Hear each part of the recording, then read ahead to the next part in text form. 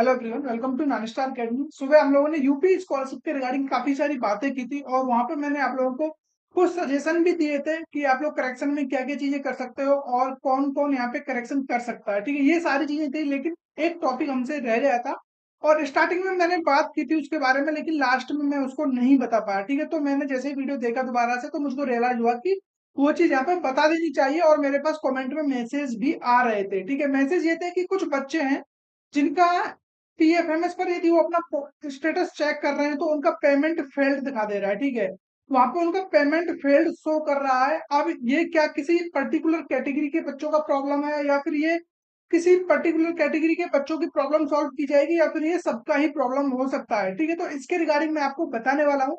हालांकि मैक्सिमम चीजें मैंने क्लियर कर दी थी प्रीवियस वीडियो में, तो यदि आप लोगों ने वो वीडियो नहीं देखा है तो आप जाकर के जो भी लेटेस्ट वीडियो है इसके पहले वो आप लोग देख लीजिए, उसमें आपकी ज्यादातर डाउट क्लियर हो जाएंगे। और जितने भी स्टूडेंट यहाँ पे नए आए, पहली बार चैनल पर आए, तो वो प्लीज इस चैनल को सब्सक्राइब कर लीजिए ताकि हर एक वीडियो का नोटिफिकेशन आपको मिलता रहे, क्योंकि मैं यूपी स्कॉलरशिप के रिगार्डिंग टाइम टू टाइम जो भी अपडेट देने लायक होता है वो मैं यहाँ पे आप लोगों के साथ शेयर कर रहा होता हूँ। ठीक है, तो आज का हमारा जो टॉपिक है बेसिकली वो पेमेंट फील्ड के ऊपर है। जिन बच्चों का पेमेंट फील्ड हो गया है वो अब क्या कर सकते हैं। ठीक है, क्या वो पर्टिकुलर किसी कैटेगरी के कर सकते हैं या फिर सभी के लिए ऑप्शन है। देखिए, पहले तो मैं आपको एक चीज क्लियर कर देता हूँ यहाँ पे। यदि आपका पेमेंट फेल्ड हो गया है और इससे पहले आपका पेमेंट वगैरह यहाँ पे सब कुछ इनिशिएट हुआ था, उसके बाद ये चीजें हुई, जैसा कि आप इस स्क्रीनशॉट में देख पा रहे होंगे कि 39,840 रुपए यहाँ पे इनिशिएट हुआ है।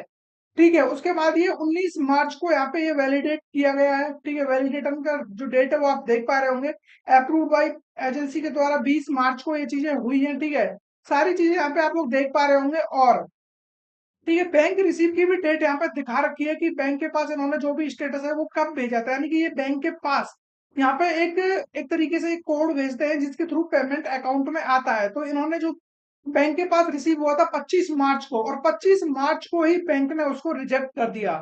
ठीक है, जो इसका रीजन है मैन वो बैंक की तरफ से है, ना तो वो पीएफएमएस की तरफ से है, ना ही यूपी स्कॉलरशिप की तरफ से प्रॉब्लम है। जो भी वो प्रॉब्लम है वो बैंक की तरफ से है। ठीक है, बैंक ने उसको रिजेक्ट किया है, बैंक ने उसको एक्सेप्ट नहीं किया।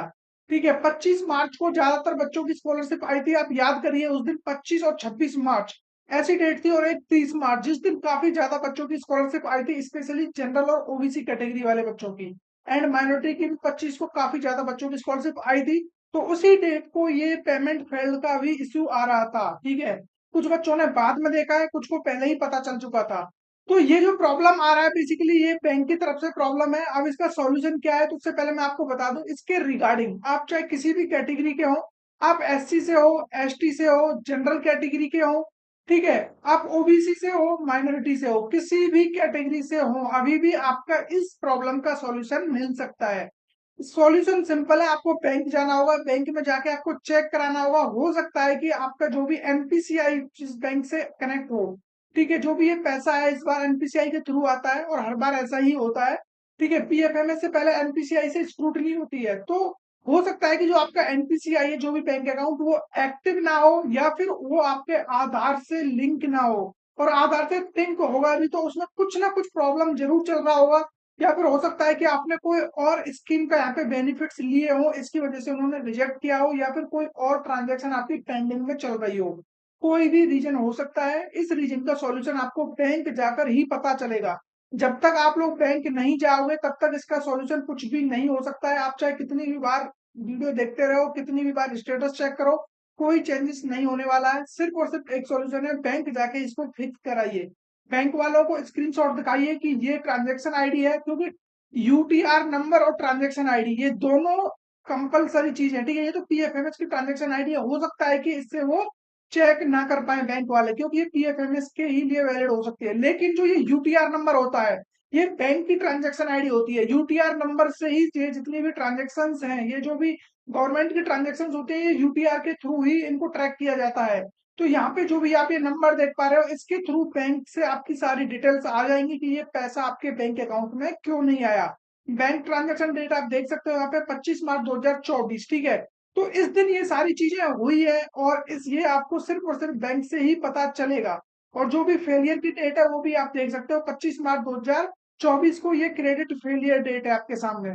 ठीक है, और जो भी ये मतलब बैंक रीजन फॉर फेलियर का 01 दिया हुआ है, अब ये 01 इनका कोई भी रूल हो सकता है, उसके अकॉर्डिंग इन्होंने इसको फेल बताया गया है, ठीक है। उसके अलावा देखिए बैंक रीजन, ठीक है, यहाँ पे डिस्क्रिप्शन भी दे रखा है फॉर फेलियर अकाउंट क्लोज्ड। देखिए ये बात जो मैंने आपसे बोली थी कि आपके अकाउंट के साथ कुछ भी प्रॉब्लम हो सकती है, हो सकता है कि उस बैंक में आपका अकाउंट एक्टिव ना हो, ठीक है, हो सकता है कि आपका एनपीसीआई से कनेक्ट हो पहले से, लेकिन आपका अकाउंट एक्टिव नहीं है, तो इसके लिए वो क्लोज होने की वजह से वो प्रॉब्लम आपके सामने आ रही है।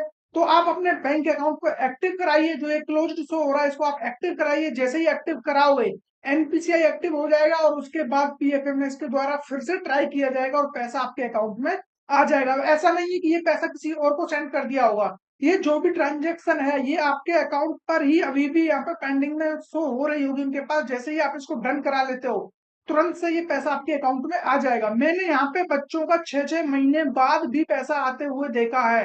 अब हो सकता है कि उनका भी यही रीजन रहता होगा कि 4 से 6 महीने बाद वो अपना अकाउंट एक्टिव कराते होंगे किसी रीजन से, उन्हें नहीं पता होगा कि इससे पैसा आने वाला है, या फिर कुछ और रीजन से उन्होंने एक्टिव कराया होगा और उनका पैसा अकाउंट में आ गया होगा, ठीक है। तो ये सारी चीजें होती है जो आपको नहीं पता रहती हैं, ठीक है। तो इसके बारे में मैंने आपको इतनी डिटेल में बता दिया है कि मुझे नहीं लगता कि इससे ज्यादा आपको इसके बारे में जानने की जरूरत है, ठीक है। पीएफएमएस में जो भी फेलियर का रीजन है वो सिर्फ और सिर्फ बैंक है और कुछ नहीं है। फिर चाहे आप किसी भी कैटेगरी से हो, सबके लिए इसका सॉल्यूशन मिल सकता है, डेफिनेटली सॉल्यूशन मिलेगा अगर जो आप बैंक जाके कांटेक्ट करोगे तो, ठीक है। उसके अलावा जितने भी आपके डाउट्स हैं उसके लिए मैं प्रीवियस वीडियो का जो सुबह वीडियो मैंने डाला था उसका लिंक मैं डिस्क्रिप्शन में डाल दूंगा, कमेंट में पिन कर दूंगा, वहां से जाके आप उस वीडियो को देख सकते हो। वहां से आपके ज्यादातर डाउट्स क्लियर हो जाएंगे, जितने भी आपके करेक्शन विंडो से रिलेटेड है कि किस किस कैटेगरी के लिए करेक्शन विंडो ओपन है, या फिर जो भी रिजेक्टेड है या फिर ब्लॉक्ड है, उन सब बच्चों के साथ क्या होने वाला है, ये सारी डिटेल्स मैंने प्रीवियस वीडियो में ऑलरेडी दे दी है। आई होप आप लोगों को सारी चीजें समझ में आ गई होंगी। तो फिर मिलेंगे ऐसे किसी इंटरेस्टिंग टॉपिक के साथ, तब तक बने रहिए हमारे साथ और इस चैनल को सब्सक्राइब किए हुए बिना मत जाइए, ठीक है। क्योंकि ये 9 स्टार फैमिली आप लोगों की फैमिली है, आप उसको जितना आगे बढ़ाओगे उतना ही हमें मोटिवेशन आता है और उतना ही काम करने में हमको भी मजा आता है।